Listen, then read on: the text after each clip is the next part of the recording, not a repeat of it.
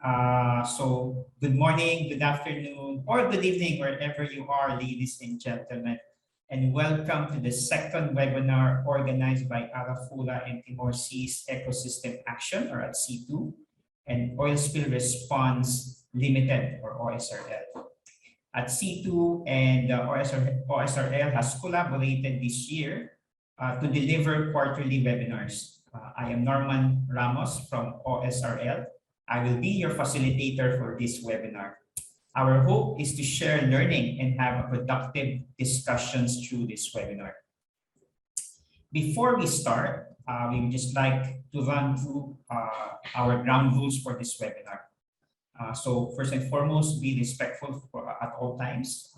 Avoid using all capital letters in your chat boxes. Anybody can actually chat to each other. Keep your microphones at mute and videos off. If you have questions, please type your messages in the chat box and we will attend to your messages. Your questions will be answered during the plenary towards the end of this webinar. And as I have mentioned earlier, this webinar will be recorded and the recording will be made available. We will also request you to complete the attendance and feedback form, and this will be shared during the webinar. And please also take note that our webinar is streamed live in AdC2 YouTube channel. So quick run through of the different functionalities of Zoom, and I'm sure most of you are aware of this already. So you would see your unmute and mute button. So please keep yourself on mute at all times. You can also see your start and stop your video, but we do highly recommend that you keep your video off to maintain internet reliability. What's important here is the chat box. So please type your questions or any messages in the chat icon. You wouldn't be using the share screen, but of course, if you want to react, there's the button for your reactions. Right, so the speakers for today's webinar. So we have the honor and pleasure to have the following resource speakers today. So we have Ms. Cassandra Tanya, Ms. Cassie. She's the regional biodiversity expert from AdC2. And actually, it's an honor and pleasure working alongside Ms. Cassie on the delivery of this webinar. So OSRL has been working with Ms. Cassie with regards to these webinars. We will also be joined by our experts from OSRL, Ms. Hon Hui Hang, OSRL's Aviation Liaison Officer, and Mr. Nobel Ong, a spill response specialist from OSRL. So Hui Hang has been working in OSRL for about 8 years, and she has attended to a number of oil spills in Singapore and abroad. She will be talking about surveillance, modeling, and visualization as a response strategy. While Nobel, he's about 4 years in Oil Spill Response Limited already. He will talk about oil spill response strategies. He has attended a number of spills as well. Most notably is the recent spill, which was last year, with regards to a ship issue in Sri Lanka. And we will be hearing Nobel talk about this as well in his presentation. So to start off this webinar, I will pass it on to Ms. Cassie to provide us an overview of the AdC2. The floor is yours, Ms. Cassie. All right. Thank you, Norman. And I'm going to try to share my screen first, if I may.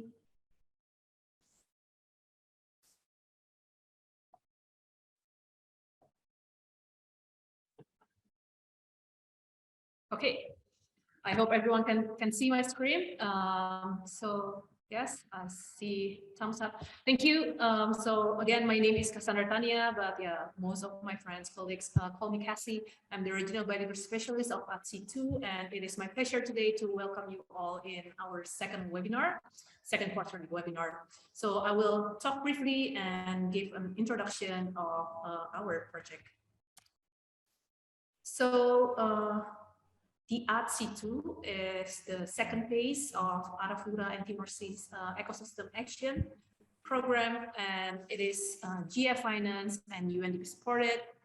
It builds upon foundational results that realized in the first phase between 2009 and 2014. So as a project, we work in this dark blue region.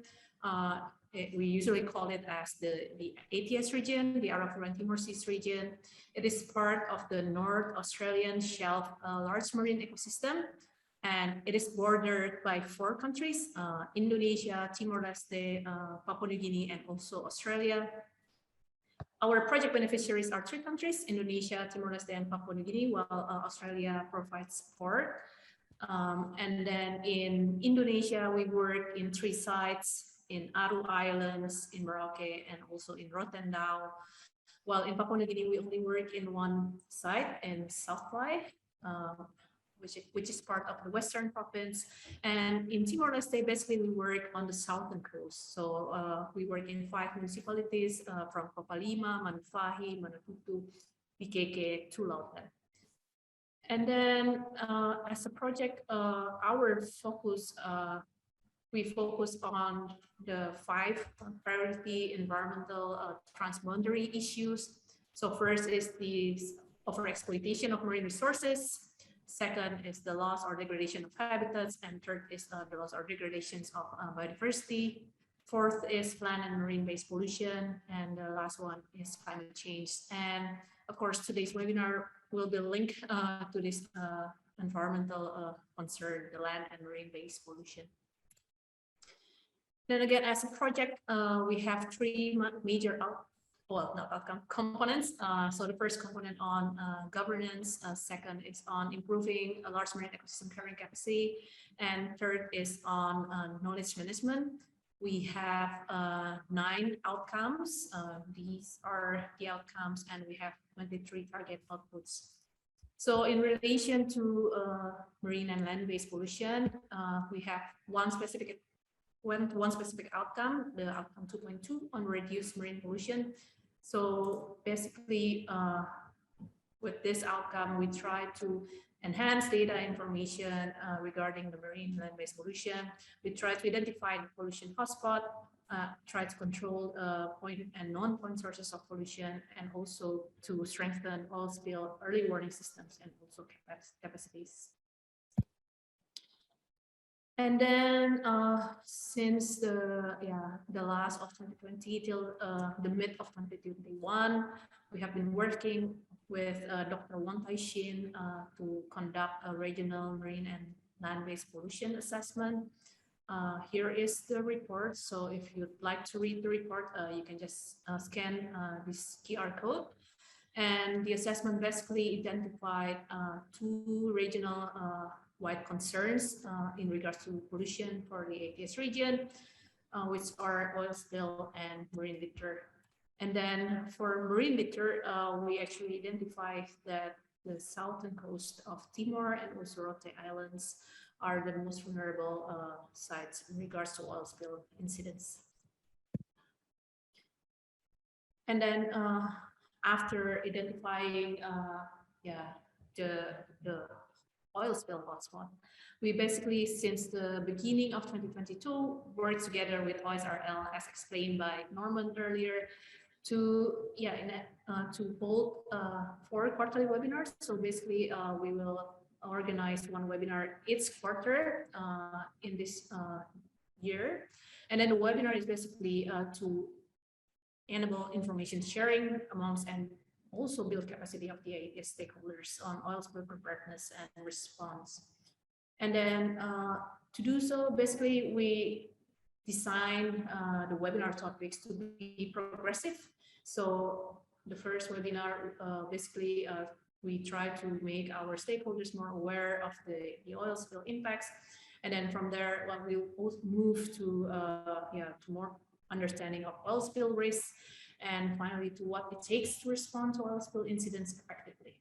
And we also, to do so, we also introduce key principles that are involved in preparing for and responding to oil spill incidents. So as I said, and also as Norman said, this is the second webinar. We had the first webinar on 24th of February. three months ago. And then the first webinar was attended by 76 participants from 8 countries. Of course, from 4 AdS countries, but we also have other participants from Malaysia, Nigeria, Philippines, and also Uruguay. And basically, in the first webinar, the speakers talk about causes and fates of marine oil spills, how oil properties would actually correlate with the appropriate response strategies. And then there's also a presentation about the impact of marine oil spills. So basically, we try to recognize the marine oil spill have environmental and socioeconomic impacts, especially for the AdS regions. And then as part of the presentation, the speaker also reminded us it is important to have an inventory of environmental and socioeconomic resources. And of course, lastly, we try to exercise a holistic decision-making that based on resources that can be impacted by oil spills. And then for this today's webinar, our 2 great speakers will talk about surveillance modeling and visualization, and then also oil spill response strategies. I won't go into details because I think it will spoil the fun. And then that's about it. Thank you, everyone, and back to you, Norman. Thank you, Ms. Cassie. So thank you for the preview of the webinar and of course introduction to the AdC2. Right. So quickly, I would like to talk about Oil Spill Response Limited. So about OSRL, so we are the leading global oil spill response specialist since 1985. So we are the largest internationally funded cooperative. So basically, we are wholly owned by the most environmentally responsible oil, gas, and energy companies who actually represents the majority of the global oil production. So through OSRL, our members would gain access to OSRL's full suite of expertise for the response and preparedness needs on a global basis. So again, we are the largest international industry-funded cooperative. We are owned by major oil and gas production and transportation companies, and we provide resources to prepare and respond to oil spills efficiently and effectively across the globe. Please take note that the resources is not only equipment, but also refers to the expertise. So that would be a quick introduction of OSRL. And to all our participants, you can proceed to type your questions as early as now or during the presentations. So please do not worry if your questions are not read or not answered today. So after the webinar, what we're going to do is OSRL will release an online article to answer all the questions that you have in this webinar. So even if we don't answer it today, don't worry, we will still answer that, and then we will publish an online article. Right, so without further delay, our first presenter for today is Hui Hang. So as I have mentioned earlier, Hui Hang will be talking about surveillance, modeling, and visualization. So Hui Hang, the floor is yours. Thank you, Norman. Hi everyone, my name is Hui Hang. So just let me share the screen.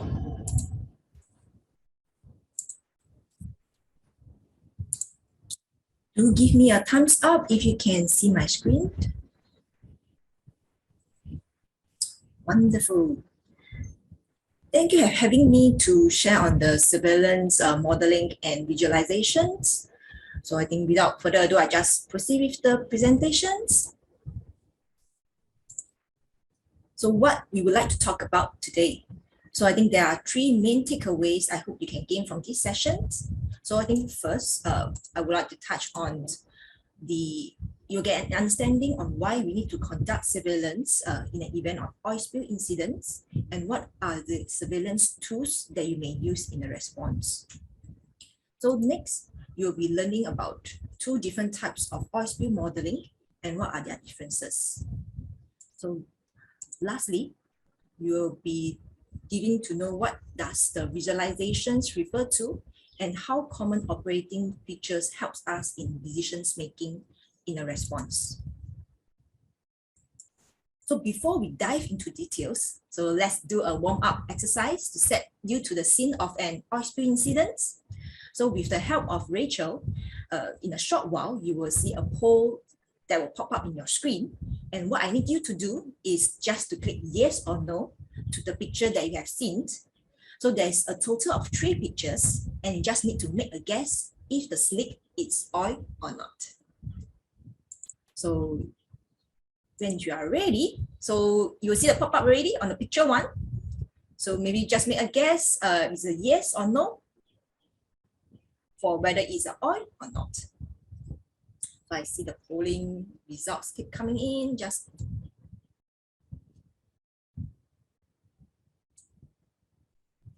we have 48 participants, and just give maybe another countdown to 10 seconds.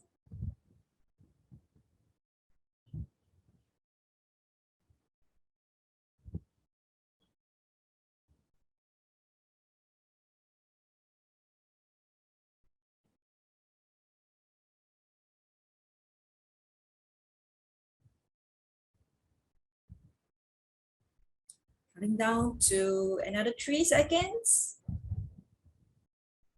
There are still votes coming in.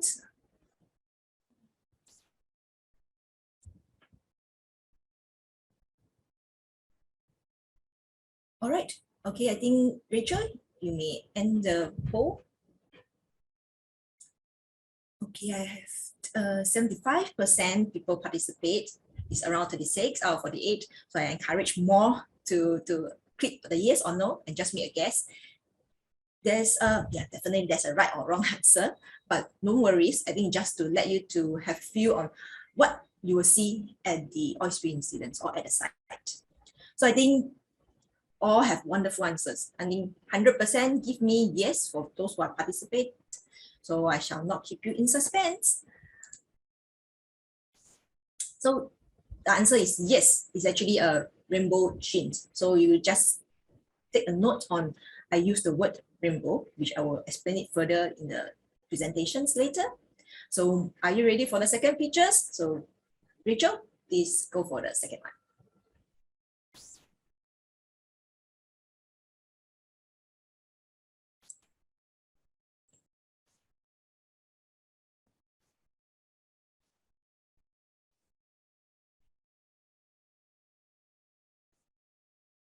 Oh, this is interesting. I have yes and no answers. So later you will know whether you get it right or wrong. So keep the votes coming in. Oh, we have quite 50-50 now. There are more no than yes. So do you want to keep the vote going on? Any more supporters for the yes? It's not much of the difference. I'll give another maybe 10 seconds before we close this poll. There are still more no than yes.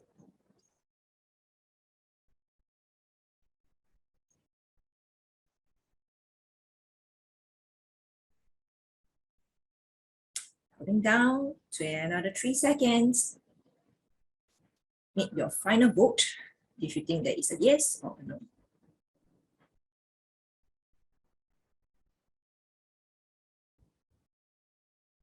All right, the poll has ended, and I think we can see that there's actually 19 of you who think that is a yes, and 25 of you think it's a no. So the answer is no. It's actually a red tide.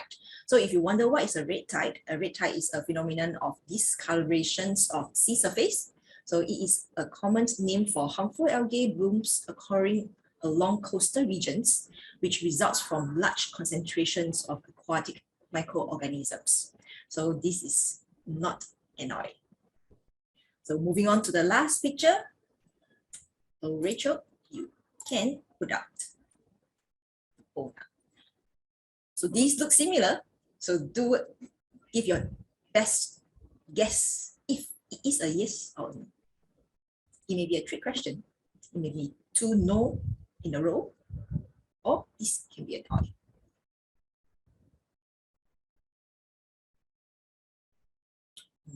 Many of you have confidence there is a yes. You have some no.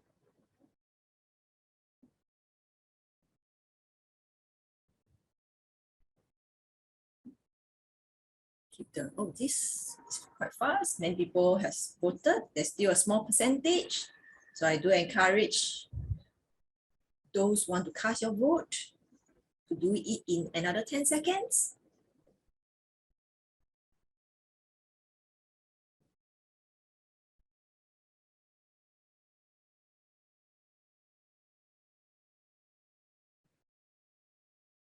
Another counting down to 3 seconds.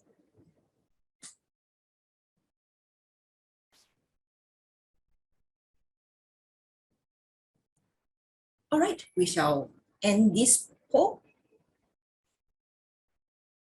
Okay, the results here is most of you actually voted for yes, and a small percentage going for no.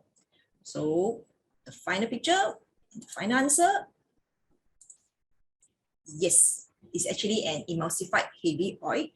So if you wonder why it's actually emulsified oil, it's actually all oil undergo a weathering process when it exposes to the environment. So emulsified oil refers to oil that takes up water and form water in oil emulsions. So it behaves similarly like a viscous oil. So looking at these pictures, so many questions will pop up in your mind. And I think some questions will be like, what got spilled? Is it oil or not? Just like the pictures I've gone through. So if it's a yes, how much was it spilled? Or where does it go? When does it get there? And lastly, I mean, who does it impact, or what is impacted, and what should be done about it? So ultimately, I mean, as a responsible, responding party, you will need to minimize the impact that in an event oil has been spilled into the environment. So that is the very primary goal, that you want to minimize the impact and the damage is done. So I think this gives us a good context on what I want to cover for today, what is surveillance, modeling, and visualizations. So this tiered preparedness and response may look familiar to you. So it is recognized as the basis on which to establish a robust oil spill preparedness and response framework. So the established 3-tiered structures allow those involved in contingency planning to describe how an effective response to any oil spill will be provided. So from small operational spillage to a worst case release at sea or on land. So the structures provide a mechanism to identify how individual elements of capability will be cascaded. So the SMV is actually one of them. So which helps to collect and evaluate the current informations, as well as to forecast for the response, so that the incident management team can make informed decisions for the response. So often it is the most important response strategies at the onset of an incident. So what is SMV? So I think definitions for the first one, surveillance. So it refers to close observations. So in this context, surveillance uses sensors from the space to the seabed to observe oil behaviors. So we'll discuss the various tools available later in the slides. And moving on to modeling, it actually allows us to predict the movement of oil. That's very useful because ultimately you want to know what you're dealing with and where it will go and where it will impact. Lastly, the visualizations brings it all together, presenting response data in an easy to interpret way that allows the incident management team to make informed, strategic, and tactical decisions.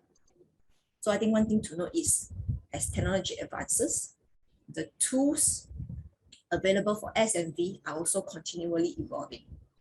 So this has changed the landscape for gathering, predicting, and presenting informations in the response, allowing us in the spill response to have a better situation awareness, as well as improving the efficiency and effectiveness of a response. So what are the reasons why we want to conduct surveillance? I think there are many reasons. Firstly, location. So where is the location of the spill? Is it as reported as it is, or is it somewhere else? So definitely you want to verify.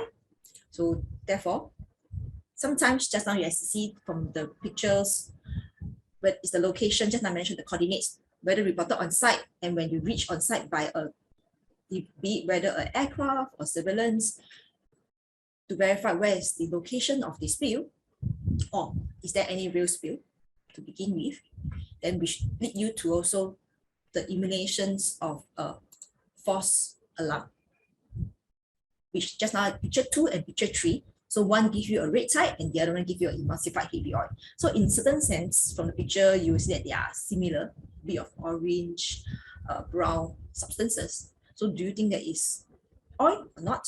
So you definitely need to set eyes on scene to verify all the details, to eliminate all the false positivities.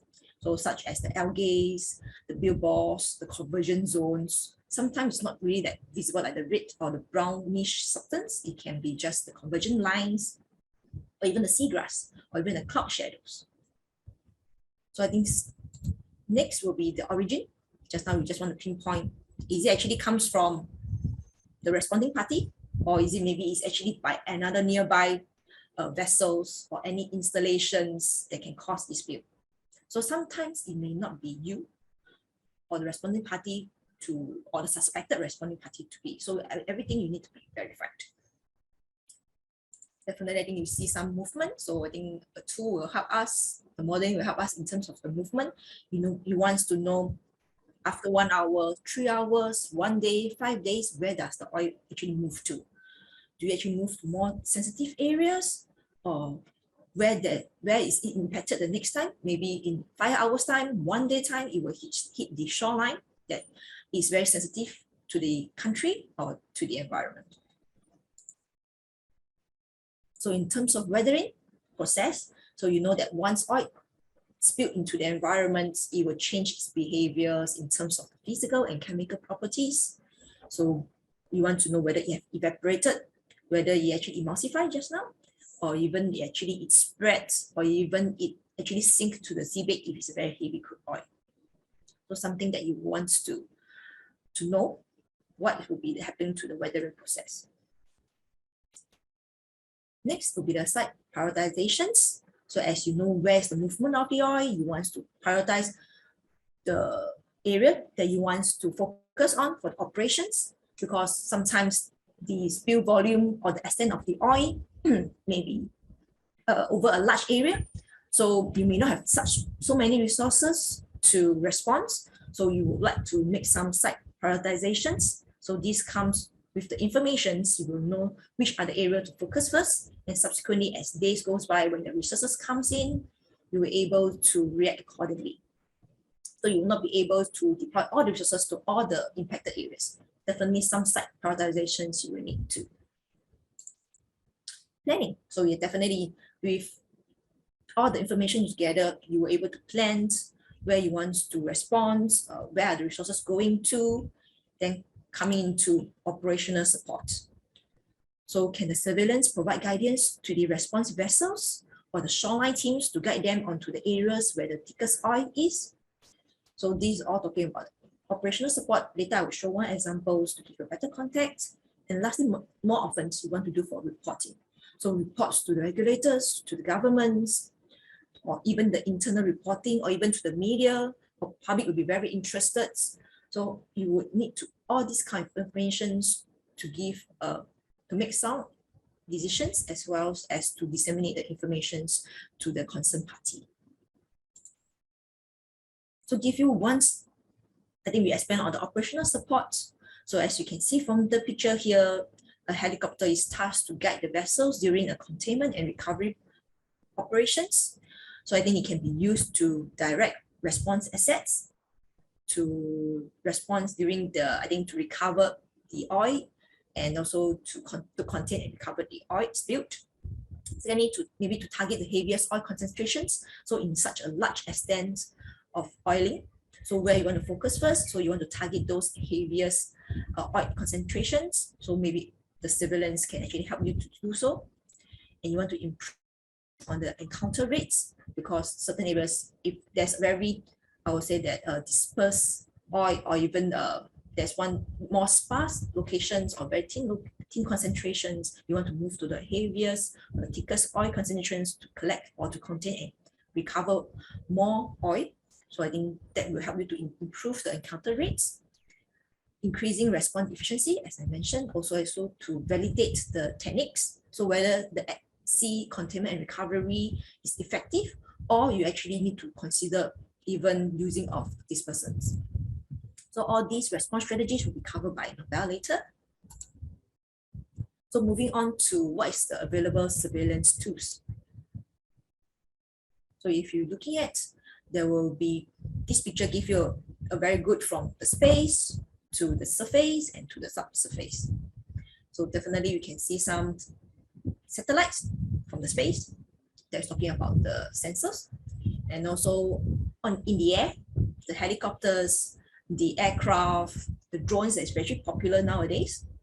And on the land, you want to send some onshore observers to see if you actually to see what is the extent of oiling, where are the impacted shorelines.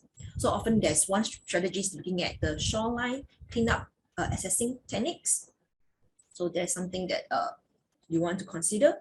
Or even on the sea surface, you want to deploy vessels with the observer, or even is the teeter balloon systems, until the seabed, which is the ROV, the remotely operated vehicles, or even the AUV, autonomous underwater vehicles, or even the unmanned underwater vehicles. So these give you a better pictures in real life. We are talking about on the surface, the satellites using the radar, and as well as on the optical imagery. So usually we use radar for more on the offshore in the oil spill response, because even in the night or even in the poor weather conditions can give a wide overview of the spill area.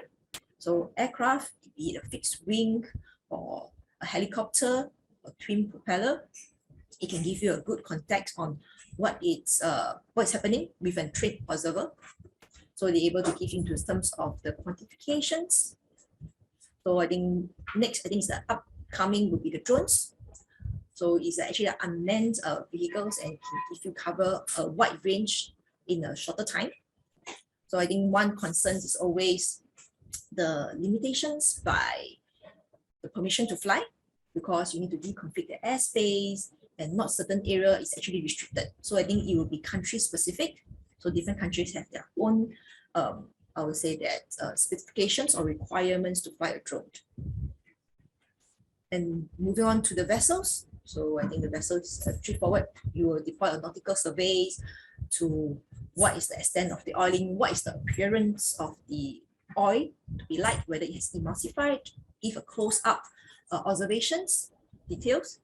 And even you can actually deploy a aerostat, which is a balloon, teeter balloon, that you're able to see, as you can see from the slides here, or even a kite. And lastly, these actually the autonomous underwater vehicles is actually works like sometimes to operate actually like a drone but it's underwater. So all this is actually increasing in water surveillance will be actually quite popular, and also undergoing through rapid technological developments. So I think in terms of advance of their sensors, also how the hosing platforms or even the software systems that you can able to view the actual in live feeds, just like the drone. So you can make us more, I would say that informed decisions and fast decisions. So all these different incidents, I think the in-water surveillance is actually very important for monitoring of the oil spill, and also the dispersant effectiveness. Or sometimes you can see on the sea surface, but the under subsea surface, it is something that I think it's always, you want to have the understanding on the progress, whether it's efficient, if you actually can stop at the seabed, there's a pipeline leakage, and what's going on in the sea will be very helpful. So I have to say that this technology is actually evolving, as I mentioned in the very earlier slides. So we are getting more and more tools that will help us to facilitate all the, I would say that response operations and also give a better guidance. Some additional surveillance equipment in terms of the sensors will be the colored photography, which is the digital normal cameras, even for the side-looking airborne radars, the ultraviolet, or even the thermal infrared. So these are some of the tools. We're not getting very technical, but at least this, you know that you can request it, and these are all the ongoing surveillance equipment available in the market. So moving on to area surveillance, the one that you need observers. So you have agreed with me that having a pair of eyes in the air will give you a good pictures of the extent of the spill on site. So there's one term, monitor and evaluate, that always comes to you. So actually it refers to the ongoing surveillance tasking.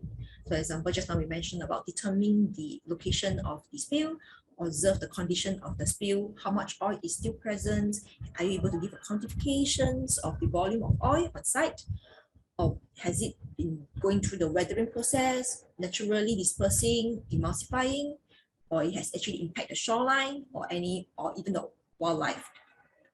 So whether a known issues with assets has been escalated, it can be one of your observations made. So different situations will result in different kind of tasking. So it be whether it's the verifications or even the quantifications tasking.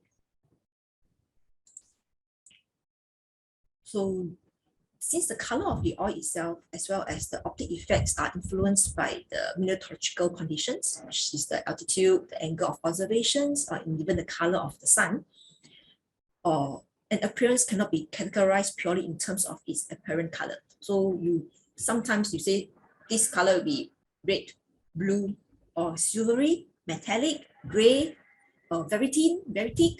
So different people have different kind of standards. So therefore, this bond agreement oil appearance code has been developed, able to give you consistency in describing the color appearance of the oil, and also to calibrate between the area surveillance observer in providing an estimate of the oil volumes. So this is certain, just now I mentioned there's the picture one. You say that many people think that is oil. Yes, and I say that it's actually a rainbow shade. So I see how we actually derive, if we actually from the bond agreement oil appearance code.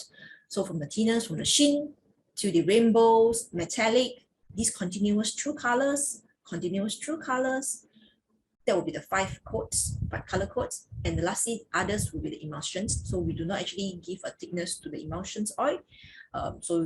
But we do have to note on the color appearance. And usually emulsified oils give you a very brown and orange color, but we're not able to, unlikely we are able to add oil thickness to it.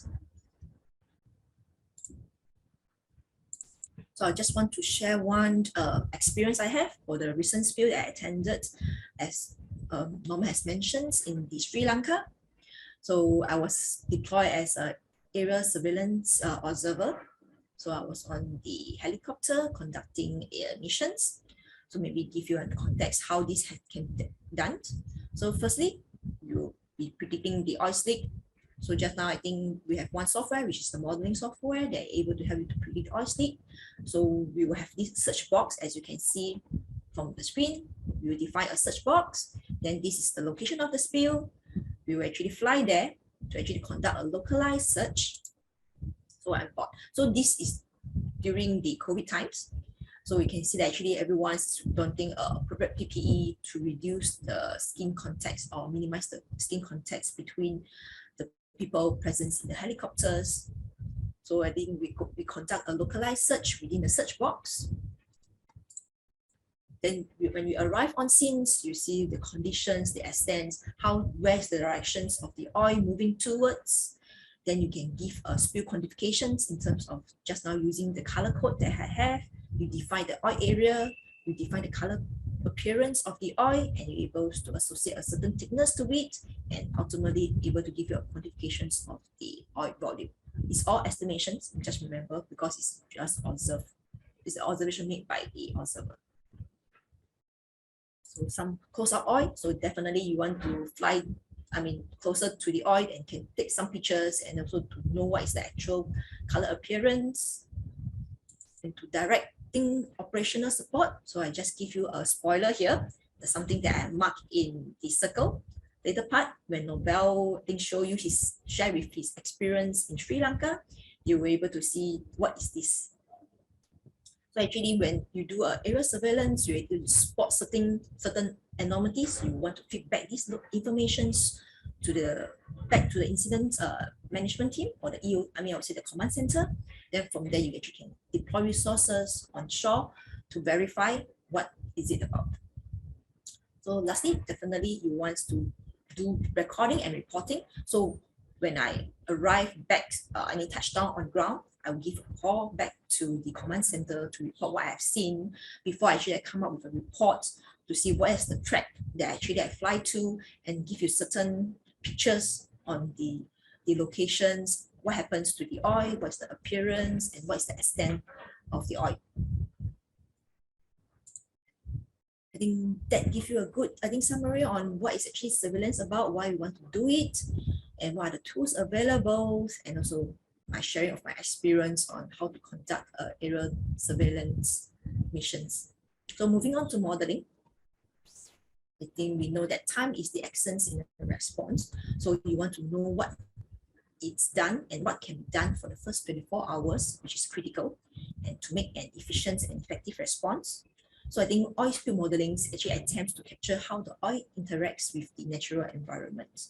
So it is able to estimate where the oil will travel and how the chemicals and physical properties of the oil will change with time.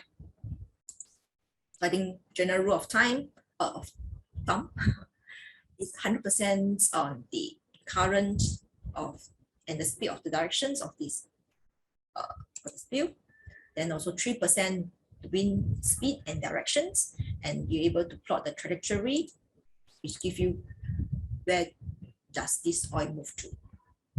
So it's very simple, very I would say that mathematical, and can do by manual plotting. But if you want to know what happens 1 day, 2 days later, then likely you would require software.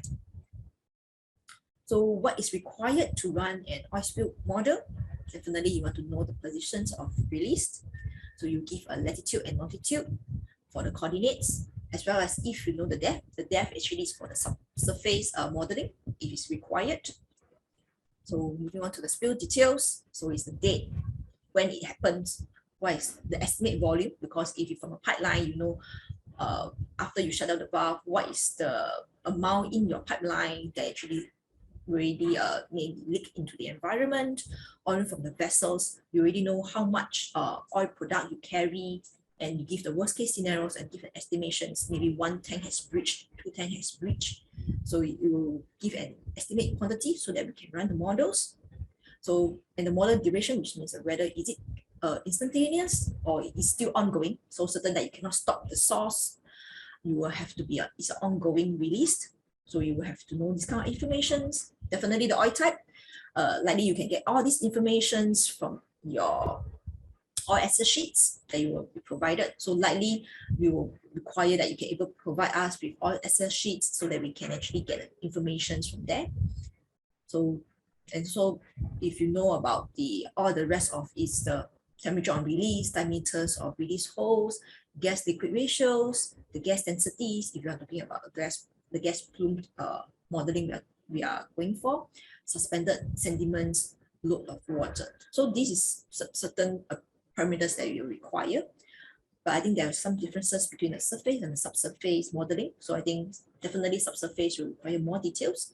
But later when I show I think the surface modeling, then I think they'll be more straightforward and lesser, and they're able to produce at a faster pace for the reports. Definitely you will need some met oceans data, which is the wind and current. Just like I mentioned, you will need 100% wind, 100% current and 3% wind as the general rule of thumb. So all this will be input into the software and can provide you with the trajectory. So certain oil spill modelings in OSRL, there will be the 3D in the say that it's including a subsurface will be on the OSCAR, and for the surface will be actually using the oil map. So there are still many available kind of oil spill modeling software out there, but these are the 2 general that is used by OSRL. So what is the trajectory modeling? So actually, a trajectory is actually a single model run. It's run on a particular date and timestamp. So trajectory modeling is often requested that it tell us where the oil go and under those conditions that we input. So this also it had tell us what will happen to the oil during the model run. So I think this refers to the weathering process and also the fate of oil. So you know that certain like evaporations or even biodegradations, emulsifications or stranding, they can happen, or even impacting the shorelines. So with the outcome, it helps in decision makings and prioritizing of resources. So as the spill continues, trajectory can be run daily with updated weather data and spill details. So what is it used for? I think we can use it in spill and exercises. So I think with more certain and real-time data, such as the spill locations, the type of oil product, the amount of oil spill, current and wind data, you can know within the next few days if it would impact any shoreline. If yes, where will it hit the first shoreline? Then how much oil is left on the water surface? Would it cross any maritime boundaries that you need to inform the relevant government authorities? So also, will the dispersant applications likely or unlikely to be effective if viscosity of the oil exceeds 10,000 centistoke? So from the model output, I think it helped us to develop response strategies and identify resources needed. So if the shoreline is likely to impact, then one will have to think if shoreline cleanup operation is required in addition of the at-sea containment and recovery. So if the oil get too viscous, will one still consider dispersant application or put more resources on mechanical means using the offshore booms and skimmers? So all these informations can enable informed decisions making during a response. So moving on to stochastic. So what is this stochastic? Modeling is actually a combination of numbers of different trajectories. So trajectory is only one run, but stochastic is actually a combination of different trajectories between maybe we're looking at 80 to even 300 individual runs. It tells us what chance there is of the oil going somewhere, and it highlights the worst possible cases. So I think the standard worst case are the most oil ashore, faster oil to shore, and the worst case. So these are then run as individual trajectories, different time line, or different seasons, different conditions, then you overlay together as to form one stochastic modeling. So I think it's often used in the oil spill contingency planning. So you know that to run 80 or even up to 100 trajectories, it will take time. So it's not something that you want to do it during the reactive phase. So if the oil already spilled into the environment, you want the information fast, you will likely to, you can run a stochastic, it depends on what kind of information you are looking into. Maybe it's an ongoing spill and you want to know, I would say it's a very large extent or large spill, then it's ongoing and you know that it's going to months even, then you may want to consider stochastics. If not, actually trajectory is the one that we always go for in terms of response in the spill. So in a nutshell, you can see that it's the same, you will identify what is the release scenarios. So you may look into even different seasons or even different timeline we are talking about. Then you run same scenario under different conditions. Then you have combined the results to create a stochastic output. So you look slightly different from a trajectory. What trajectory is like telling you where the oil will move to, but this is telling you the chances where the oil will go. So some key points to note, because we are talking about predictions. So you will know that predicts changes in oil characteristics under a variety of environmental conditions. So it will change every day and likely the result may change or the direction may change. So model use wind, tides, and current to predict the trajectory. So sometimes if you're able to have the real-time data or if not, it's a forecast, if certain of I would say the degree of accuracy may vary. So however, we will just need to know a general directions. If the oil moves to these directions, it will actually serve as a guide. So the area surveillance will sit in to see where actually it will be used or it will be located. So just to verify whether the modeling results is accurate. So at least it can give you a direction. how you actually define a search box, as I mentioned just now. So if you want to conduct missions, you need to know a search box, and a modeling can be able to predict the movement, and you can actually define a search box for your operations. So definitely you need to validate and update as the build progressed. So lastly is the visualizations that we are talking about. I have these numbers and the south and the east thing. So with the coordinates, are you able to tell me exactly where this located? I think this gives you a very good representations why we need visualizations. So if I plot these coordinates into the Google Earth, into somewhere else, you actually can know that it's actually somewhere very close to your heart. It's the Timor-Leste area, and I actually point to the Greater Sunrise platforms. So visualization is the actual data itself, or rather is the means and the communication of data. So it can be just a mental imagery. So it will be an image, diagram, or animations that communicates a message. Then what is common operating pictures? So visualization is how we view the outputs of the model as well as other response data.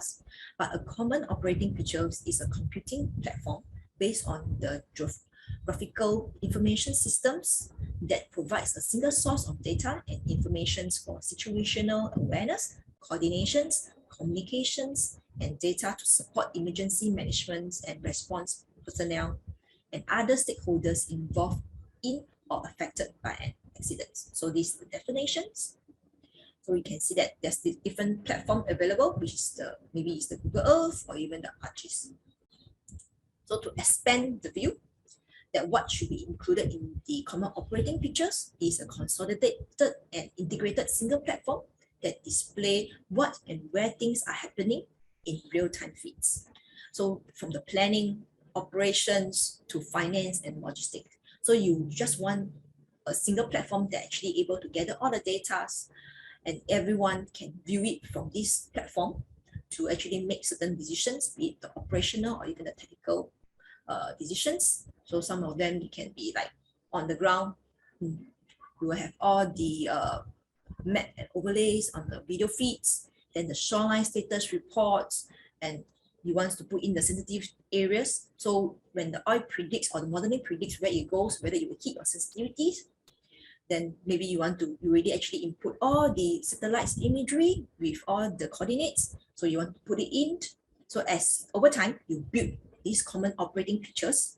So they give you certain kind of informations. So as all the spills always evolve, you will have all these informations in place to make the decisions. There's certain guides in terms like there's one by the IPCAR. So I think you can actually refer to. So there's actually the work package and common operating pictures. And it give you very good informations.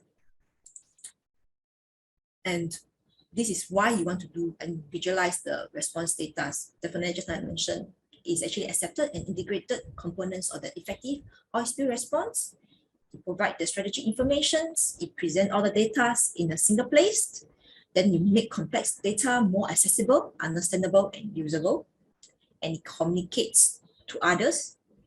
And actually somehow it brings out the trends, the patterns, or how it moves, or correlations that might go undetected in certain text-based data. So again, it will help to make robust decisions of the data. And lastly, from just now talking about visualizations and common operating pictures, there's certain differences. So visualizations, we are talking about the data itself. It can be just one image, one diagram, or one animations, videos that enables to communicate a message. So it's a mental imagery. So you just now from the very first, I think slides for the visualization, the numbers may not mean anything if you do not know where is it, or you cannot visualize where is the location. Whereas for the common operating pictures, it's a platform for displaying and disseminating that data. So it should be user-friendly because you want to easy access for all these complex data, and it should be in a single platform. You do not want everybody to find or hunt everywhere for this data, and it should be in a real-time feeds because so that you can make more robust decisions or informed decisions. So it should be a tool which actually, like I said, that give you a better situational awareness. So it's for those decision makers or the incident commanders back in the command centers to make the sound decisions to improve the efficiency and effectiveness of the response. So I think with that, I think I give you a very, they will say that it's a very high level on what is surveillance modeling and visualizations. I hope I actually achieved the three, you still remember the three objectives up there to list the surveillance tools, to able to differentiate between a trajectory and a stochastic modeling. And lastly, what is actually the visualizations and have a better pictures, what is the common operating pictures. So I think that's all from me. Thank you for having me here. So I miss you, Norman, telling me I'm the overrun. So thanks, Pui Hang. Yeah, so actually we have a number of questions with regards to the surveillance modeling and visualization. I will read that to you later during the plenary and have a look at those messages also so that you can prepare your answers later. But a quick question for you, Pui Hang. Based on your experience, I know you have been into a number of spills already, and most of the time I know you have been doing aerial surveillance as part of your response. So based on your experience, how important it is to have this surveillance or surveillance modeling visualization as part of a response strategy? Yes, I think I already answered in my slides earlier on, if you have noticed. Yeah. So it's a test for, so I think through my experience, as you know that I think I mentioned a very important message. Actually is the most, I think often is the most important, I would say that capability or the elements that we'll utilize in the tiered preparedness and response wheel. So I think it gives you a very good, I think I'll say that it set the scene, or it gives you informations to provide the onsets of the incidents.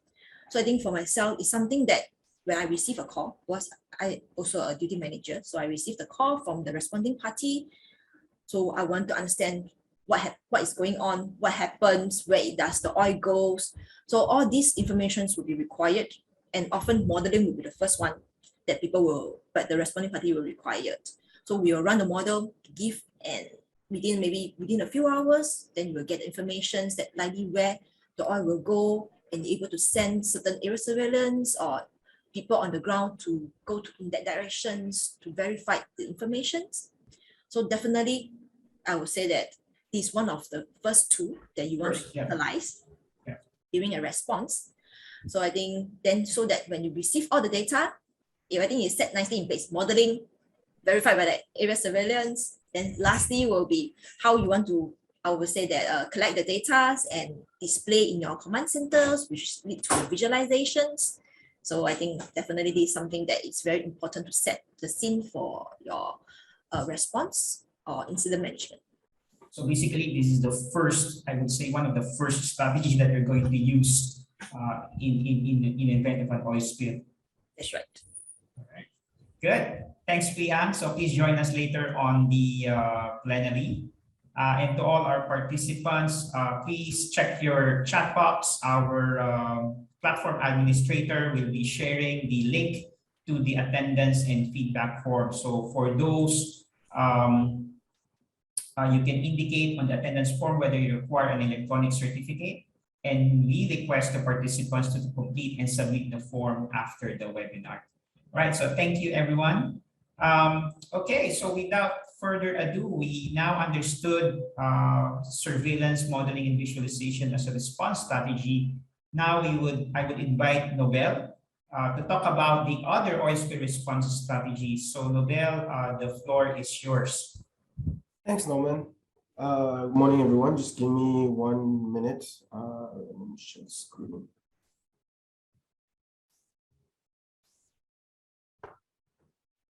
All right, I hope everyone can hear me loud and clear, and you can see the shared screen for my PowerPoint slides.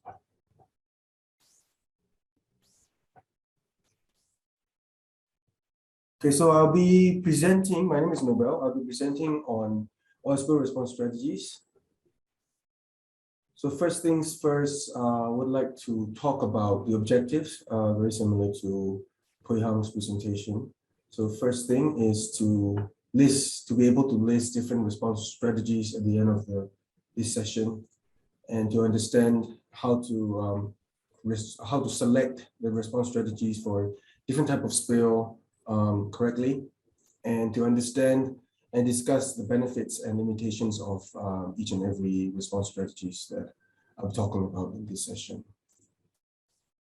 So when we talk about response strategies, the first thing that we should have in our mind is cone of response.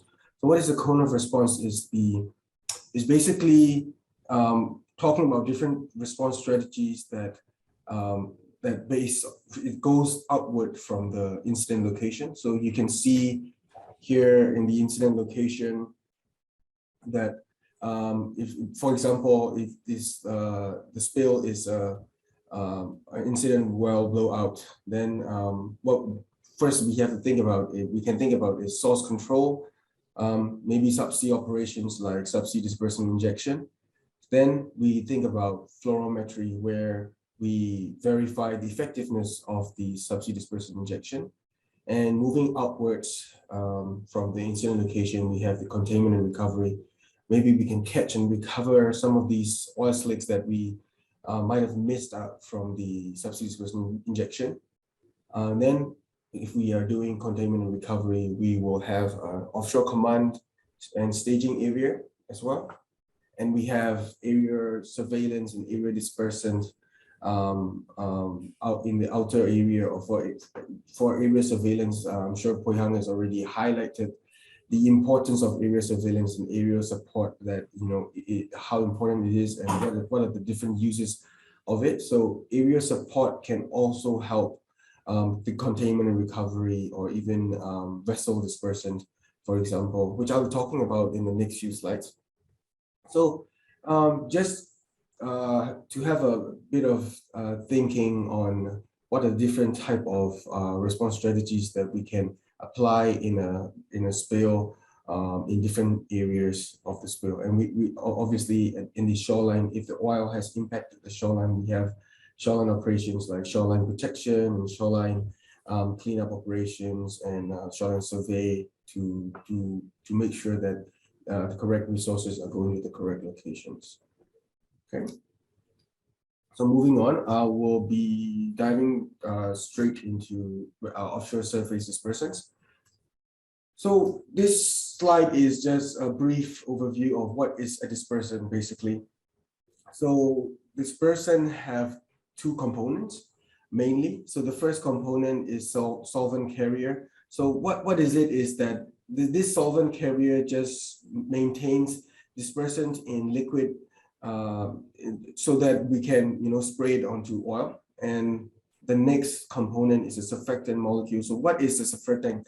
So it's basically short for surface active agents. So what it does is that there is two parts of this surfactant molecule. There is a water-seeking head group, we call it hydrophilic, and oleophilic, which is the tail of this molecule, which is oil-seeking. So because of these two components, it breaks down and basically reduce the oil-water interfacial tension. So by reducing this, it will remove oil from the water surface and break down the oil into smaller droplets into the water column, about 5 to 10 meters in the water column. So by doing so, this will increase the natural biodegradation of the oil. So if we leave the oil in the water long enough, there is natural biodegradation, but if we separate them, disperse them, distribute them into the water column, this will increase the effectiveness of the natural biodegradation. So now that we know what is dispersant, before we think about using them in an oil spill or having this dispersant operation, we have to think about a few considerations. So first things first, the most important thing is regulatory approvals. So if there's no approval from any regulation, then we can't use dispersant at all in an oil spill. So basically, general rule of thumb, regulatory approval is usually given typically for about 1 nautical mile beyond a 20-meter depth contour. The next consideration that we should think about is the dispersant and oil ratio. So depending on the type of oil and the type of dispersant, it is very important that you get the correct dispersant oil ratio to make sure that your operation is the most efficient. You're not overusing or underusing dispersant. So typically, the oil ratio dispersant is about, dispersant to oil ratio is about 1:20. So 1 part of dispersant is to 20 parts of oil for the common dispersant type, which is type 2 and 3.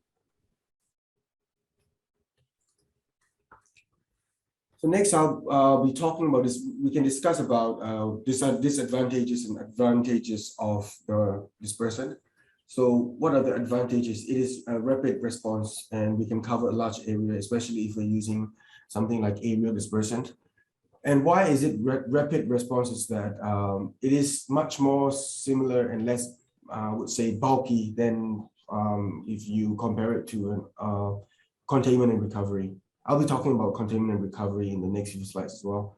So it reduces waste and improve biodegradation. I've mentioned that already. So the reason why it reduces waste is basically we're not putting any equipment into the oil and we're not recovering any oil or waste. So it basically reduces the amount of waste generated in an oil spill response.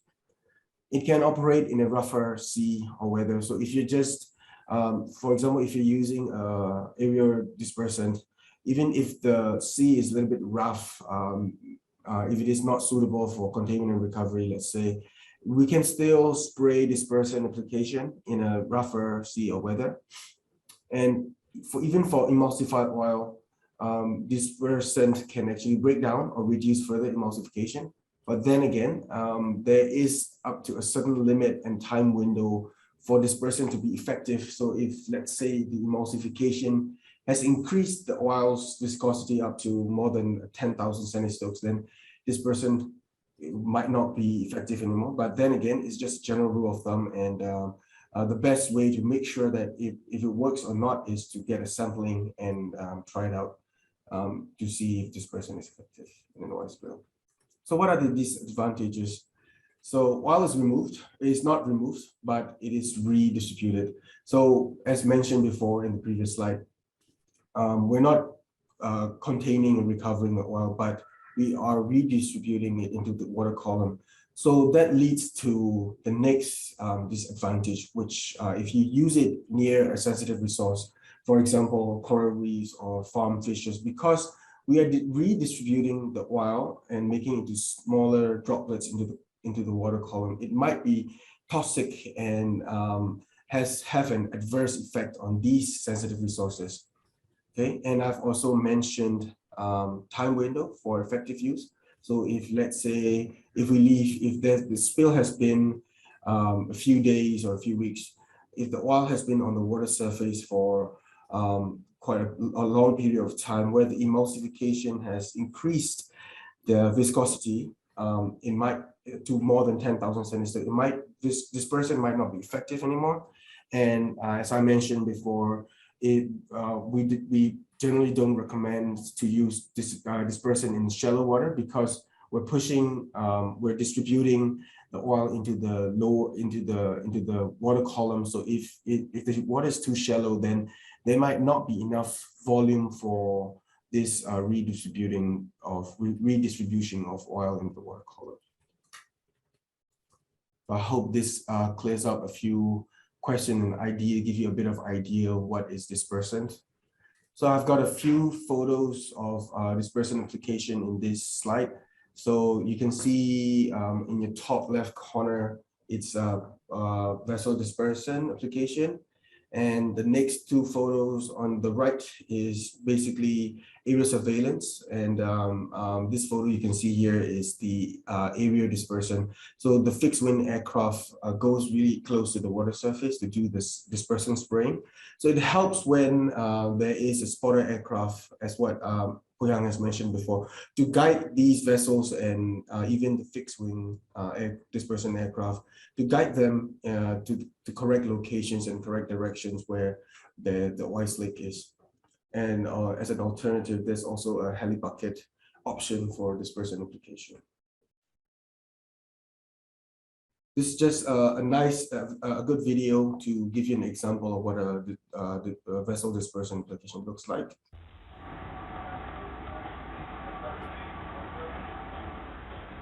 So you can see the color of the oil. It looks like some sort of like coffee color. So coffee color in terms of visual monitoring, coffee color for oil, it shows that the dispersant application has been effective. Obviously, if you use fluorometry, it will give you more accurate results. So let's move on to in situ burning. So what is in situ burning? So basically, it's burning controlled, very important, the word controlled. So it is controlled combustion of hydrocarbons vapors. So we're burning the vapor, not the oil itself. So you can use it on land, snow, or ice, or even, land, snow, ice, and water surface. And we, in situ burning, we call it ISB as well. So as short form, most of the time we call it ISB. So similar to dispersant, what are the considerations that we need to think about before we use ISB operation? So in this case, oil characteristics is very important as well. So minimum slick thickness and emulsification content in oil is other characteristics that we look for to see if ISB is suitable response strategy. So for minimum slick thickness, it should be around 1 to 2 millimeters to make sure that the heat doesn't escape too much into the water below the oil, to make sure that the heat can sustain the burning. And if there's too much water in the oil, too much emulsification content in the oil, and it will be hard for the fire, the burning to sustain for a longer period. And obviously the next consideration is location. So we need to think about where, if we're burning, we need to think about where the smoke that comes out from the burn leads to. So if the trajectory is towards a residential, in a nutshell, it should be more than 5 kilometers. But obviously there are a lot of other constraints like monitoring, which I'll talk about a little bit more about in the next slide. And obviously distance from other combustibles. So if we're burning, for example, close to a well blowout, which is a continuous release, this smoke may contain sparks of fire, which may spread and make this controlled burning become uncontrolled burning. So it is very important to make sure that this doesn't happen. And for in situ burning, weather is very important as well. So there's a certain limit for wind. It should be less than about 18 to 20 knots. For wave and current, generally wave, it should be about less than 1 meter high and current about 1 knot. So we're talking about a generally calm weather and sea. Okay, then last but not least, the most important thing, very similar to dispersant, we need to get approval from the legislation and regulation, the local legislation and regulations. Without approval, we cannot just burn the oil, right? So what are the disadvantages and advantages of in situ burning? So advantages: rapid removal of oil, which since we're burning it, is a lot faster. High efficiency rates, we're getting the fire do all the job for us. Less amount of waste generated, less equipment and labor, capable for oil mixture with debris. So even with debris, unlike, for example, recovering the oil, since we're burning it, is capable to do that. Minimal waste and oil storage required, since we're not recovering any oil, then so we will have minimal waste required. So what are the disadvantages? Obviously, environmental concerns. Since we're burning it, there is air pollution and also water pollution, because like I mentioned before, if the oil thickness is too thin, the fire will not be able to burn anymore. So some of the oil will be left behind, and we call it residue. But from researchers, we found that the residue is actually a lot less harmful than the unburned oil, because all the VOCs and other harmful gases has been, most of them has been burned off by the in situ burning. And the next one, like I mentioned before, very important, risk of loss of fire control. So we have to make sure that this is controlled burning and to make sure it doesn't become uncontrolled burning. It needs optimum weather conditions, as mentioned before, and safety concern, obviously, for public and also responder safety and health. So moving on to containment and recovery. So we've talked about dispersion, we've talked about in situ burning. So let's talk about AdC, containment and recovery, or sometimes we call it offshore operation. So for this is just a brief overview of containment and recovery. So where can we use it? We can use it offshore and nearshore in like harbors and even in the Delta region near the sea opening. Full recovery can be difficult to achieve because we're using skimmer and depending on different type of oil. Recovering 100% of oil on the water surface can be very difficult to achieve. The operation is limited by weather because we are containing the oil with boom. And if we're using skimmers on the water surface, if the weather, the sea is too choppy, then this might not be very ideal. Response time, it may take a lot longer than the first two response strategies that we've just talked about. Recovery efficiency, I mentioned before, it might be hard to recover 100%. And what are the resources that we might require in a containment and recovery? Vessel of opportunity, equipment, booms, skimmers, we might need them local or from overseas. Trained manpower, because these booms and skimmers, they might need expertise from someone like our hospital responders.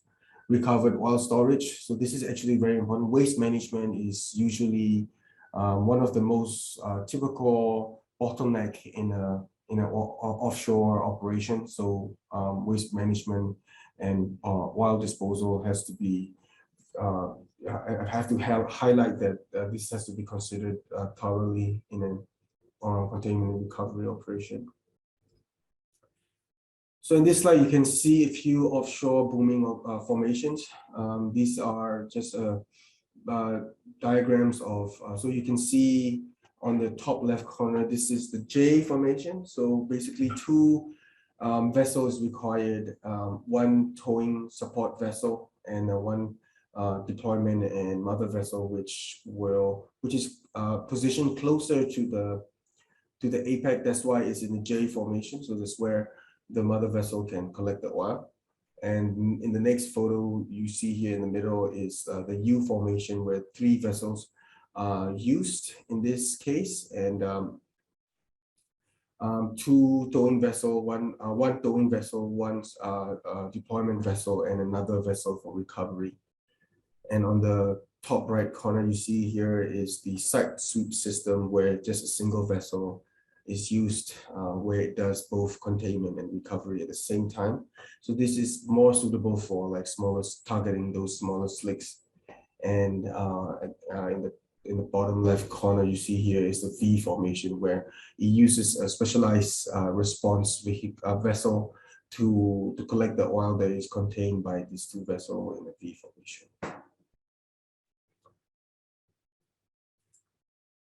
So these are just a few good photos to give you an idea of what it actually looks like in real life for containment and recovery. So you can see in this photo here, this is a side sweep system. Okay, side sweep system. And in the top right corner, this is a collection. Most likely this is a J formation, where the collection recovery of the oil is being done at the apex of the J formation boom. Okay, and this in the bottom left corner you see here is booming around the vessel to contain the spill at the source. So since you now know about different type of formation, let's talk about different type of booms. So there are different type of booms in different responses. So let's talk about rigid or fence boom. Sometimes we call it solid flotation boom. So what are the good things and bad things about this boom is that it's quick to deploy. You don't have to inflate it. since it's already solid flotation type boom. So it functions well in a calm sea. But because it is solid flotation, you cannot deflate it. It requires significant storage space. And due to the shape and design of this type of boom, it has a less effective wave following characteristics than the inflation boom. Let's talk about inflation curtain boom now. So this is a diagram of inflation curtain boom. So we have a air flotation chamber and a skirt with the last chain, which will help to contain the oil. So one of the good things is that it has a good wave following characteristics of because of the shape and the weight of that's provided by the ballast chain. You can deflate it for storage, so you can actually put in like 150 meter in an aircraft pellet. So you require a lot less storage space comparing to solid flotation booms. But because we need to inflate it before we deploy it, ancillaries will be required, such as like air blowers. Next, we have shore sealing boom. So this is, as it sounds like, it's mainly used in shoreline, for example, like beaches, sandy beaches. So it's a good, effective barrier in intertidal areas because this type of boom, shore sealing boom, have typically 3 chambers, 1 air chamber and 2 water chambers. So this 2 water chamber help with the sealing of the beach or the intertidal area. And again, similar to the previous type inflation curtain boom, you can deflate it for storage, so you need a lot less space comparing to solid flotation type boom. But the disadvantage of this is poor sealing on rocks. So if we're using on rock, we have to be mindful of this. It can be easily damaged by sharp objects because the entire boom is made of different chambers, air chambers and water chambers. So if we put it on sharp objects or like sharp rocks, it can damage the boom, and it requires more ancillaries. So since we have to inflate it using air and water, so we will need both air blowers and water pumps. And lastly, we have absorbent boom. So this, I think, is the most common and in the market or in the industry. So this type of boom is usually used to assist other type of shoreline boom. So if, let's say, for example, if we're using a shore sealing boom, and because of the gradient of the beach, there's a gap that the shore sealing boom is unable to seal, you can use this absorbent boom to seal off to help to assist the shoreline deployment. It's a very simple deployment, useful for small spills as well. But the problem with it is it contributes to generation of waste since it absorbs the oil. So the entire boom itself becomes the oily waste, and it's not for long-term use because these type of boom have a limit in the amount of oil it can absorb and the amount of oil it can stay float in the water. So I have a small, short interactive quiz prepared for everyone. So please scan the QR code, or you can actually go to menti.com and type in this code. And I'll also be sharing the link if you don't want to use your smartphone for this quiz. Let me just change the sharing screen. Give me a minute.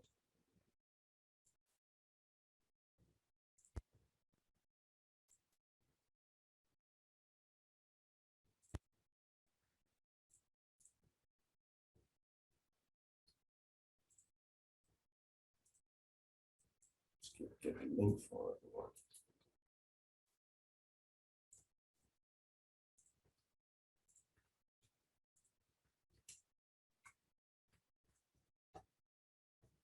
Okay.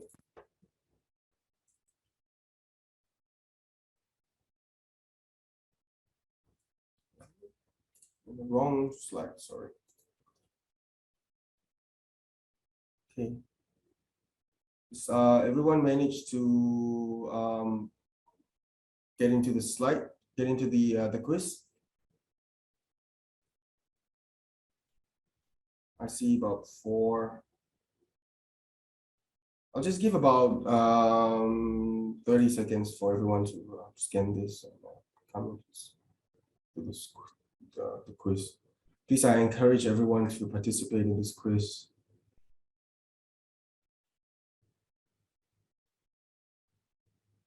You see more people joining?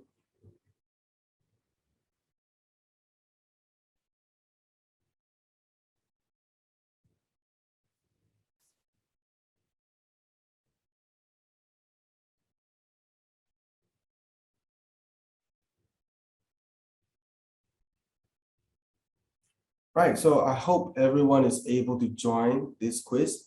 In the interest of time, I'll be, let's get right into the quiz.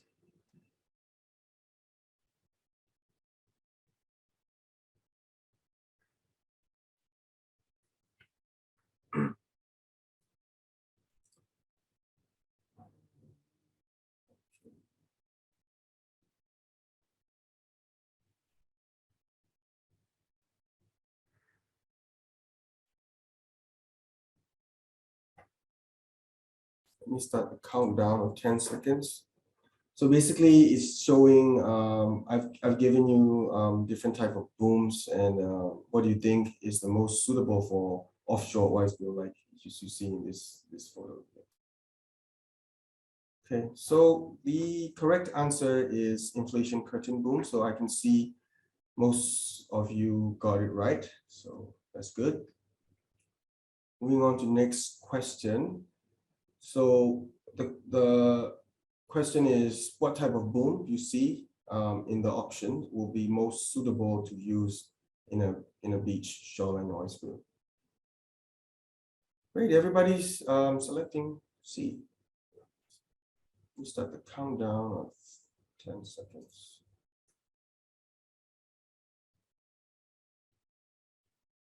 So everybody's choosing the same answer, I guess. Okay, someone choose inflation curtain boom as well. Okay. So the right answer is actually both B and C. So nearer to the shore, we can use the shore ceiling boom, and outwards to the sea, inflation curtain boom will be used to contain the oil or protect the shoreline from an oil spill. So in this scenario, is this an oil spill in a river, for example, in a river? So yeah, so what do you think is the most suitable type of oil boom? You can choose multiple answers. I'll give it about 30 seconds for everyone to choose your answers.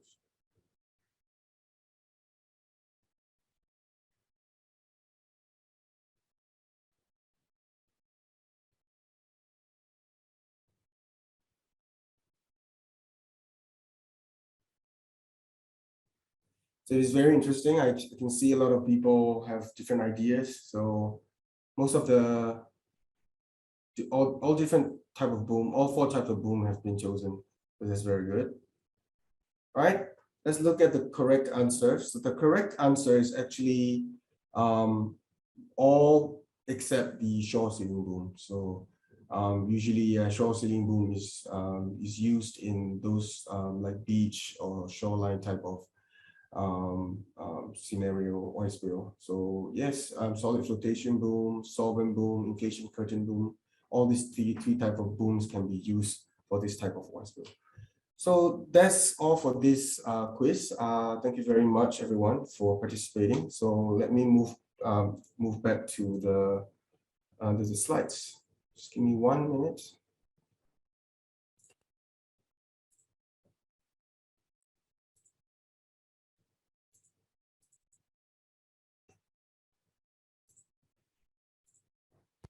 Okay, let's move on without further ado. So now that we have discussed about different type of booms, let's talk about recovery devices. So there's a few different type of recovery devices, and we call them skimmers. So we have oleophilic, vacuum, manual, mechanical, and wear type skimmers. So let's go through one by one. So what is an oleophilic type skimmer? So it's basically made up of drums or disc that loves water. Oleophilics, if you remember in this person, oleophilic means it loves water and it hates oil. So if you put this in a oil a surface where there's oil and water mixed, this type skimmer will be very efficient in recovering oil. But each different skimmers have a suitability for different type of oil. So for this oleophilic type skimmer, it is more suitable to work with light to medium type viscosity oils.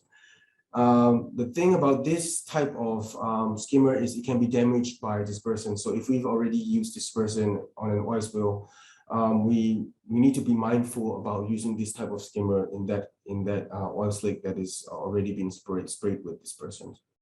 And it is a little bit less successful with emulsified oil because of the water content in the emulsification. Next, we have wear skimmer. So basically, it has like floats that is designed to position itself in the water oil interface, as you can see in this photo. So it can work with light to medium type viscosity oil, but because it's just recovering at the interface, it tends to have a higher water content pickup, so about 7% of water and 30% of oil, but it can be a lot faster than the oleophilic type skimmer, and it is able to recover emulsified oil. I have a video here to give you a better idea of how this skimmer works. So you can see that the entrance, where the oil is collected, is positioned at the oil-water interface here. So that's how the oil is being sucked into and being recovered.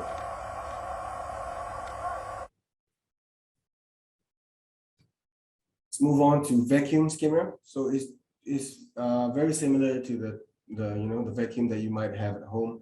So it's just basically just vacuuming the oil, maybe shoreline or even near shore oil spills. You can recover any viscosity product. It is a bit more labor intensive than the other type of skimmers, and it's about the similar type of water pickup to the wear type skimmer, about 70% of water and 30% of oil. And then we have mechanical skimmer. It is suitable for medium to heavy type products. So because of the nature of this type of skimmer, it uses like claws and brushes. So it needs thick layer of oil to be efficient. So if it is like a medium or light heavy product, products, then it might not be effective, might not be able to pick up the oil into the skimmer. It can recover emulsified oil with a very high content of viscosity. It can tolerate debris as well, more than, for example, wear type skimmer, but it's not efficient for recovery for lighter products, like as I mentioned before. And then lastly, you have the manual recovery, where you can recover any type of viscosity because mainly you're just using spades and just scooping them up. But keep in mind, it's very labor intensive. So after we talk about different type of booms, dispersant, in situ burning, and SC containment recovery, last but not least, we will discuss about shoreline cleanup. So shoreline cleanup is usually done in 3 different stages, stage 1, 2, 3. Stage 1 is basically skimming, recovering, and pumping of free oil that is on the beach or on shoreline. So this is basically done to prevent the oil from remobilizing. So in shoreline, typically there's a tide. When the tide comes in, the oil comes in, and we have to make sure that we pump out all this free oil before it gets remobilized with the next coming in tide. And stage 2 is to just start cleaning up on the shoreline. And stage 2 is the final polish, where the question is asked of how clean is clean. So for shoreline cleanup, it is more of a project management than a deployment.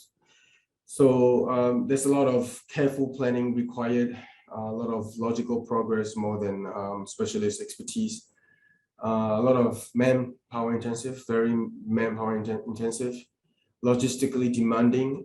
You need logistics to, for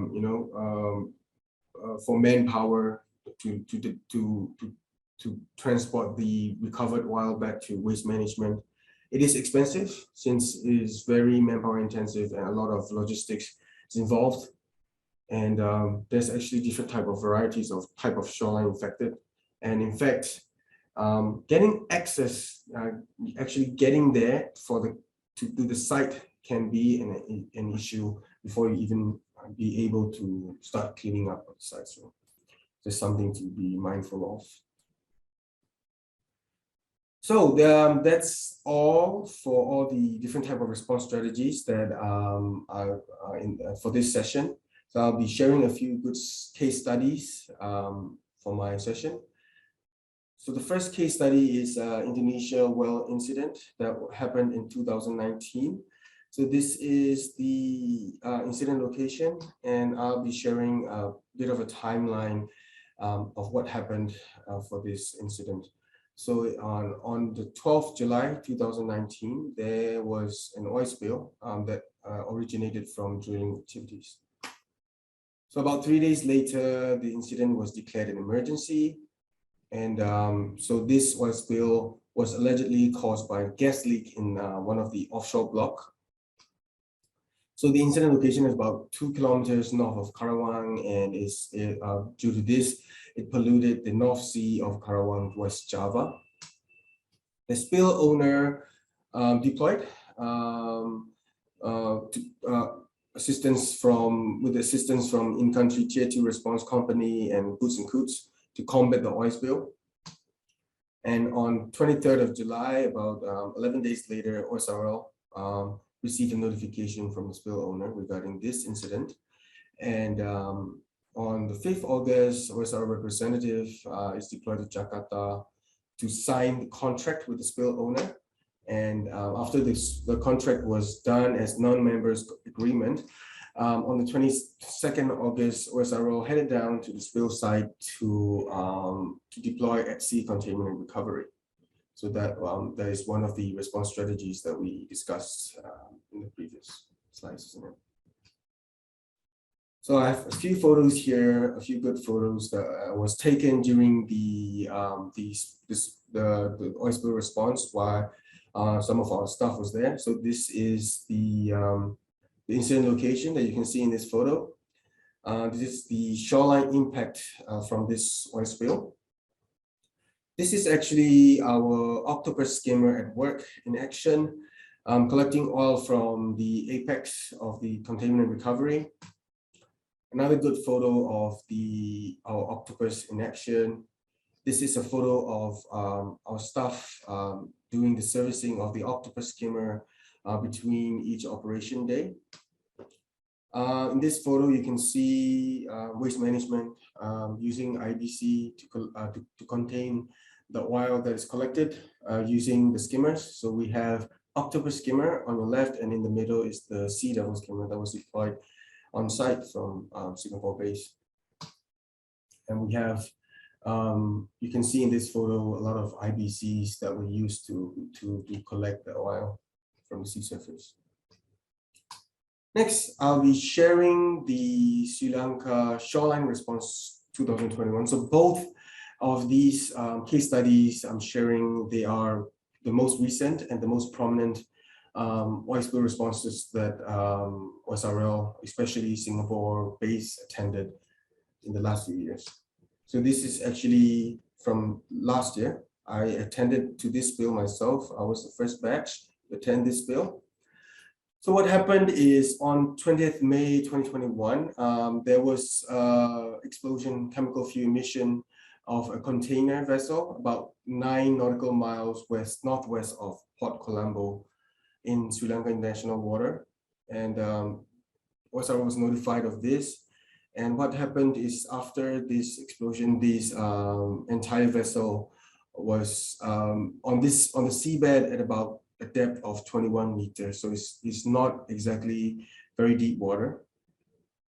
So the interesting thing about this oil spill, is that other than oil, actually the most impact is the nurdles. So you can see on your right side, these are the nurdles. So basically they are small plastic pellets or small plastic balls. So there are millions and billions of these nurdles that the container ship was carrying. And because of the fire and explosion, these nurdles were washed up on the western and southern coastline of Sri Lanka, and it actually covered about 300 kilometers of Sri Lanka coastline. So it can be quite devastating for the shoreline in Sri Lanka. So I've got a few photos, and all of these photos were actually taken by myself while I was responding to this spill. So you can see in this photo here, these black plastic, they are molten plastic from the white plastic pellets that you've seen in the previous slide. So some of them can be very huge. This is one of the cleaning method that was carried out during the response effort. So this is a sieving method that you use to separate the plastic pellets, the nurdles, from the dry sand.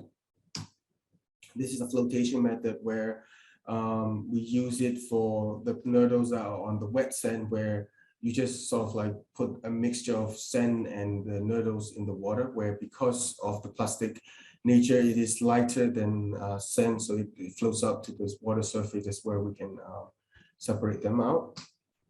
And this is what Poyang mentioned in her slide.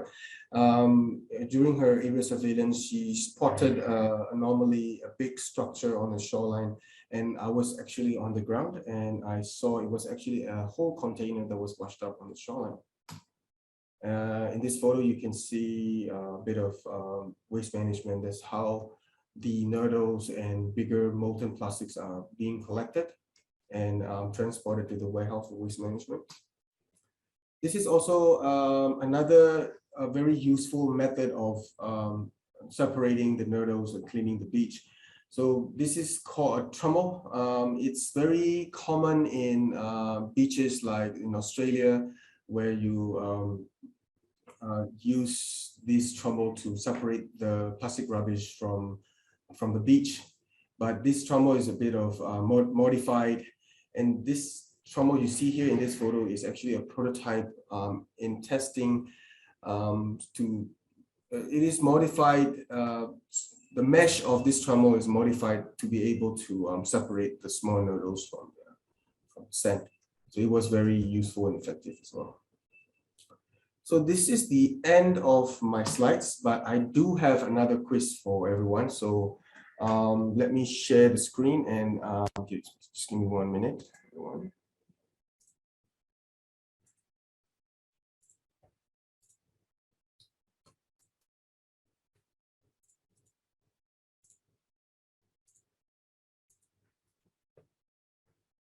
Right, so if you can scan this QR code, oh yeah, let me give you the link as well. Chat box. For anyone who's not comfortable with using the smartphone for this quiz.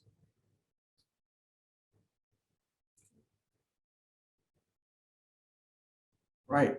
So please scan this QR code, and I encourage everyone to try and join this quiz. It's actually quite fun, actually more fun than the previous one. So I just start a countdown of 30 seconds for everyone to join in the interest of time.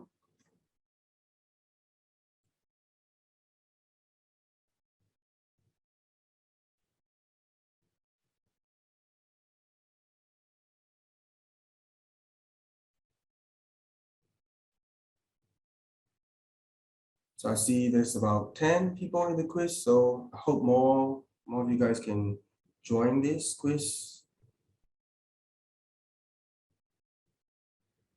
All right, more people joining. All right, I'll be moving on. So if you are not able to scan it, please use the link that I've provided in the chat. Yeah. So the first question, what are the different oil spill response strategies that you've learned today? So I'm sure on your phone or on your screen you can see a few blanks. So just type in any oil spill response strategy that you remember that we've discussed in this session today. Just any that comes to your mind. Just type in any amount that you want. If you can remember just one, just type in one and submit. Great, the first one, containment and recovery. Any more? I'll give it about 30 seconds as well for everyone to input your ideas. In situ burning, natural, yeah, dispersants. In situ burning, oil in situ burning, observation, monitoring is good. Shoreline cleanup, yeah. Booming, yeah. Burning, yeah, it's very good. Any more ideas? All right, ISB, yeah. Monitoring evaluation, yeah. All right, that's very good. So yeah, that's about covers most of what we've discussed. So Pui Hang went through a very good presentation on monitoring observation, and I've talked about in situ burning, dispersant, containment and recovery, shoreline cleanup. So very good that you guys remember most of it. So now it's a quiz where different players will be competing. So please put in your name. You'll get a cute character assigned to you, and we'll start the quiz. So I'll give it about. So if you answer faster, you can get higher points. So, which is not true of using dispersant. So there's a few questions. So choose carefully. It's not true of using dispersant. Time's up. Let's see who got. So most people use, you can use in shallow water near sensitive resources. Yes, because the question is not true of using dispersant. So you cannot use it in shallow water near sensitive resources. So, yep. So leaderboard, who's leading? Simon, congratulations, Simon. You got the fastest. Very good. Moving on to the next question.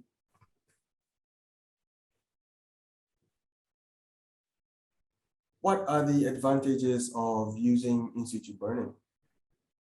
So is it less amount of waste generated, capable of removing oil mixture with debris, or you can operate in rough weather conditions, or is it all of the above? Let's see. Yeah, so all of the above is not the correct answer because the third one, in situ burning, you cannot operate in rough weather and conditions. So the first two answers, whoever answered the first two is correct. Let's see who is leading now.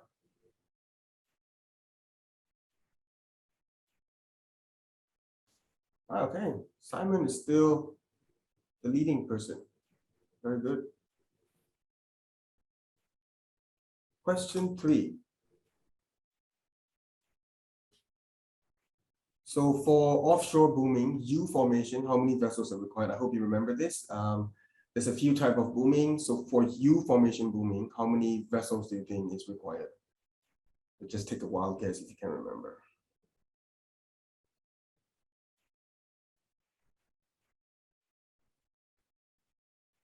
All right, 2 vessels and 3 vessels, equal number of answers. So the correct answer is 3 vessels, 2 vessels for containment and 1 vessel for recovery. So who is leading?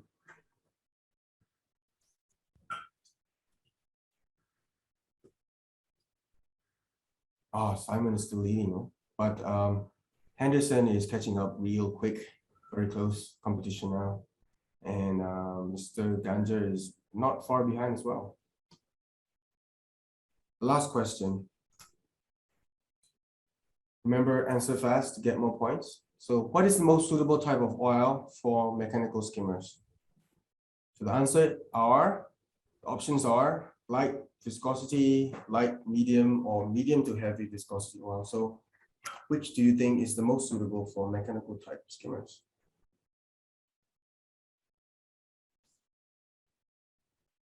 Yes, most people got the right answer. So that is very good. So let's see who's the winner for this quiz. Whoa. Henderson overtook Simon. So congratulations, Henderson. You're the winner.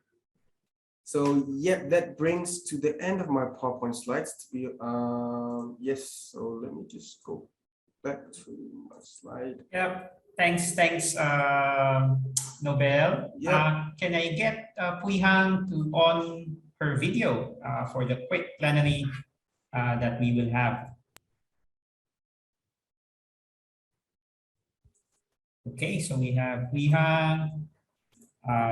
Okay, so quick questions. Before that, again, reminder to our participants to answer the attendance form. So again, the link is shared via chat box. So please do answer that and then tell us whether you require a certificate. Okay, so quick question. So we have a couple of minutes to finish or to answer some of the questions. So let me ask this question to Nobel first. So this question is about in situ burning. With regards to in situ burning, would you recommend in situ burning to be used in an area where you have sensitive marine environment or you have a sensitive ecosystem? Yes, so since we are burning the oil, it creates a lot of environmental pollution. So both in situ burning and dispersant application, we have to be very mindful about the sensitive resources in the vicinity. So it depends on the sensitive resource. So, but typically I would say it might not be recommended, but obviously you'll need to go through proper assessment using SEMA, NEBA. So you have to do a proper assessment, but typically in a nutshell, yes, in situ burning and dispersion, they're not recommended for use near sensitive resources. Okay, so again, a proper assessment is needed before you can use in situ burning. Is that correct, Nobel? Yes. Yeah. Correct. All right, good. Thanks for Pui Hang. Given you have given us a number of surveillance options, so any specific surveillance options that you could recommend using it at the Arafura in Timor Seas? Or would there be such recommendation? Yes. So I think we shared quite a few options.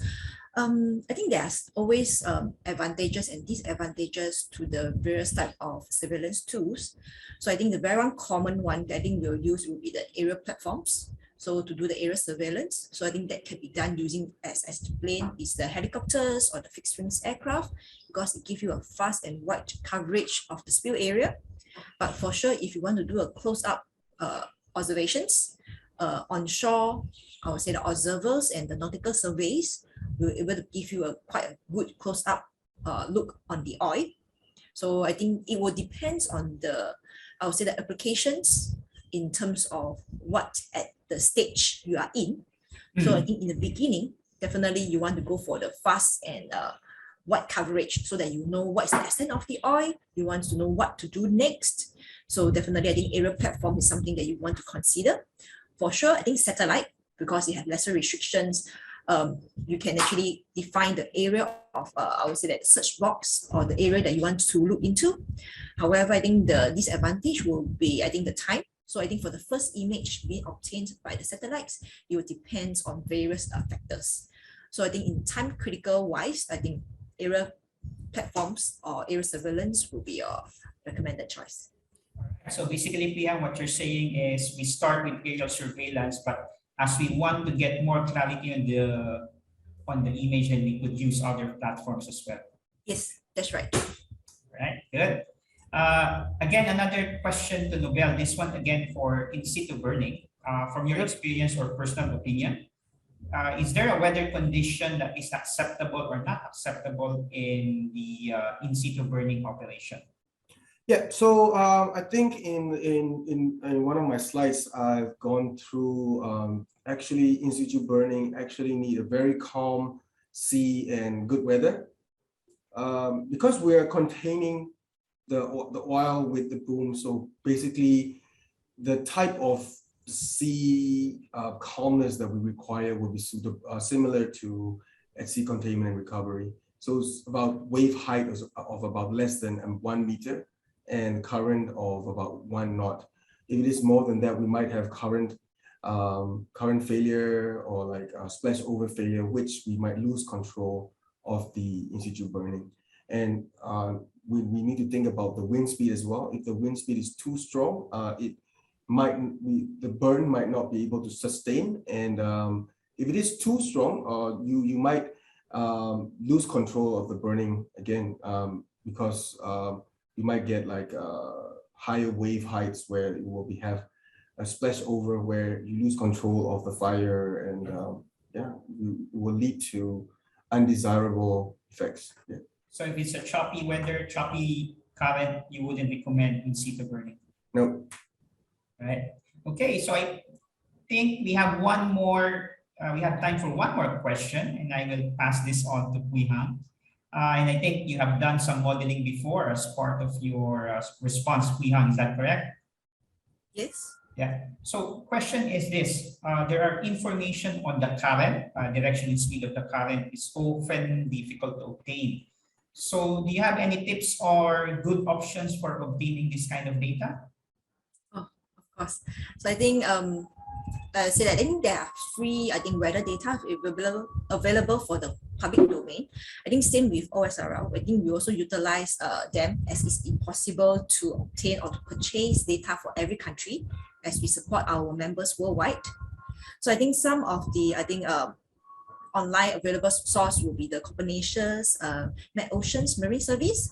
So I think we need to just register a username, and you can able to download the data, or even the buoy weather. So I think you will be able to access to certain days of the wind and the current data. As well as I think where one popular will be under the NOAA, which is in the States, which is the National Oceanic and Atmospheric Administration's department. They actually have a very good and I would say comprehensive websites to show you different kind of even modeling tools, weather data, heat paths, or the forecast that you're able to use. So I think something that for you to able to visit and have a look. However, all said that the downloaded data need to be further processed so that it will fit into your oil spill modeling software that we'll be using. So I think you're able to download, but I think importantly that you're able to fit into the software you have to process it further. When you say feed, that means it should be compatible to the modeling software. Yes, correct. And I think what we could do also is we can write down all of those websites that you have mentioned, Pui Hang, and then we can release it as part of our online article. Would that be okay? Yeah, sure. Okay, right. So thank you, Pui Hang and Nobel. I think we have reached the end of our webinar. Again, thank you so much, everyone, for participating in this webinar. So for those who haven't completed the attendance and feedback link yet, please do complete that and then indicate whether you need a certificate or not. We would really appreciate if you could complete the said attendance list. So we will be seeing you again. We have 2 more webinars for this year. These are scheduled in Q3 and Q4 of 2022. Respectively. So please do sign up for our upcoming webinar. So the link is shown in your screens. And also follow us in Facebook, LinkedIn, Twitter, YouTube, and Instagram. Same thing on behalf of AdC. We do thank you for your participation and thank you for all your questions. So don't worry if we didn't mention your question today, but rest assured we will answer your questions via online article that we will be releasing sometime soon. So again, thank you everyone.